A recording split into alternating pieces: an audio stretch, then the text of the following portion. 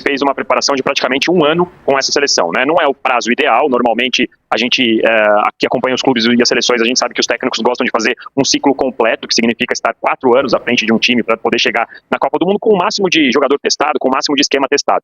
Dito isso, o Ancelotti teve um ano e ele se apegou a um esquema em que ele teria 2 meio-campistas, 2 jogadores fixos de meio de campo, então no caso era o Casemiro e o Bruno Guimarães, e ele fez alguns testes com um lateral que passa, que a gente fala, que é o lateral que chega na linha de fundo para apoiar, e depois chegou à conclusão que o melhor seria ter um lateral que é mais defensivo. Até por isso ele ia escalar um zagueiro improvisado na lateral direita. O primeiro nome era o Militão machucou, depois ele tinha outras 2 opções, que seriam Ibañez e Danilo.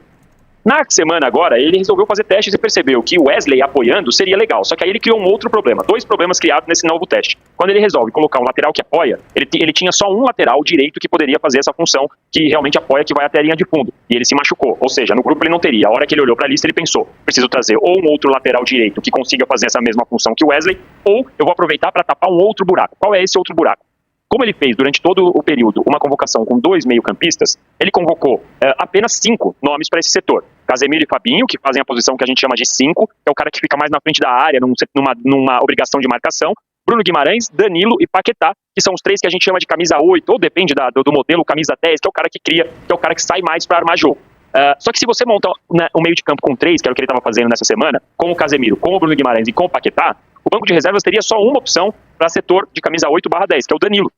Então a gente olhava e falava, bom, se ele vai jogar no meio de campo com 3 e tem só o Danilo de opção, é um problema. Primeiro porque pode acontecer de machucar, como aconteceu com o Wesley, só que se machuca durante a Copa, você não pode substituir. Segundo porque normalmente jogadores de meio de campo tomam muito cartão amarelo, então você pode ter uma suspensão durante a convocação e não teria alguém para alterar. E terceiro, por eventualmente uma decisão técnica mesmo. Ele olha, não gostei do Paquetá, vou pôr o Danilo, quem vai ser a minha outra opção? Então o que ele faz? Ele abre mão de ter um lateral que chega na linha de fundo para construir, provavelmente vai voltar a ter um lateral direito que tem mais função defensiva, que é no caso do Ibañez e do Danilo, e aí corrige um buraco no setor de meio de campo nessa lista. Ele chama mais um meio-campista, que é o Ederson. Então agora ele tem as opções de Bruno Guimarães, Paquetá, Danilo e Ederson. 4 jogadores para 2 vagas nessa função, Natália. É o exame que pode definir se ele vai voltar a treinar no campo com a seleção brasileira. Eu acabei de perguntar aqui para uma fonte fortíssima na CBF, que foi inclusive a que me disse que o Neymar estava na lista de convocados. Eu pergunto, Neymar tem chance de ir para a estreia? A resposta, difícil. Bem provável que esteja à disposição, mas acho difícil ir para o jogo. Eu também acho que seria muito precipitado, né? O cara aí sem ritmo de jogo nenhum, voltando de lesão, não tem pressa, né? Já que o Neymar não é mais o protagonista da seleção brasileira, não tem uma pressa para o cara entrar em campo. Agora, amanhã vai ser feita essa ressonância, Vamp, que vai definir se ele pode voltar a treinar no campo. Você, se ele já puder voltar a treinar, relacionaria o Neymar para o jogo? Ou não relacionaria? Eu digo mais, tá? Eu, Thiago, não relacionaria o Neymar, eu sei que não vai ser o que vai acontecer, nem o que ele quer, para a primeira fase. Botaria ele para ganhar ritmo, talvez no jogo contra a Escócia, para jogar e ganhar ritmo de jogo. Mas, porra, primeira fase de Copa hoje em dia é ridículo. Fizeram várias seleções, 48 seleções, até 3 de cada grupo podem se classificar, e o Brasil tem Haiti, Escócia e Marrocos, ou seja, já está classificado, Vamp.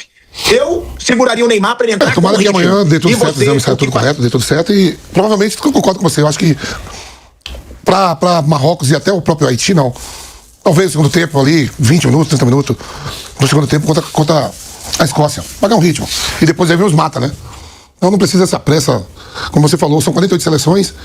As 8 melhores terceira colocado classifica também, né? Sim. Então tem muita gente aí que, por mais que seja mal num grupo, não queira ir para outra fase, vai acabar indo.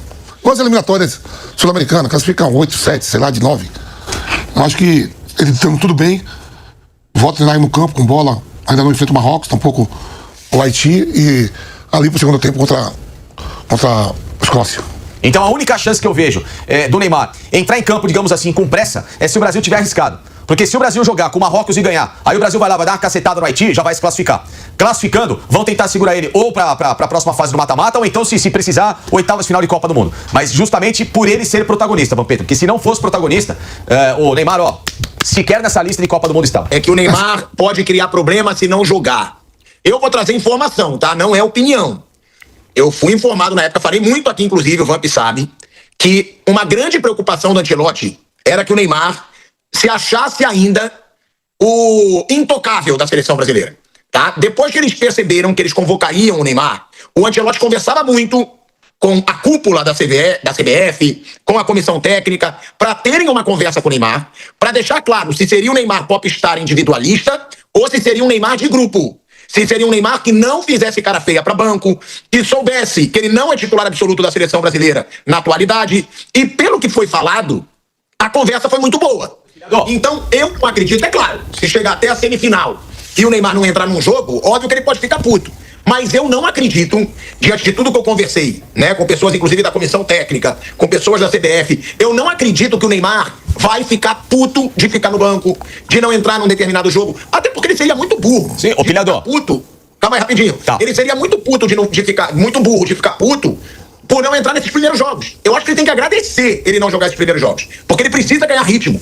Ele vem de uma lesão. Ele precisa ganhar ritmo. Eu concordo com você, que ele é super protagonista, até a gente viu que tudo da convocação só repercutiu o Neymar, eu concordo com você, mas eu digo protagonista de time, entendeu? Não de nome. O nome eu deixei aqui claro, ele é o maior nome disparado. Mas hoje de time, o Neymar não é protagonista.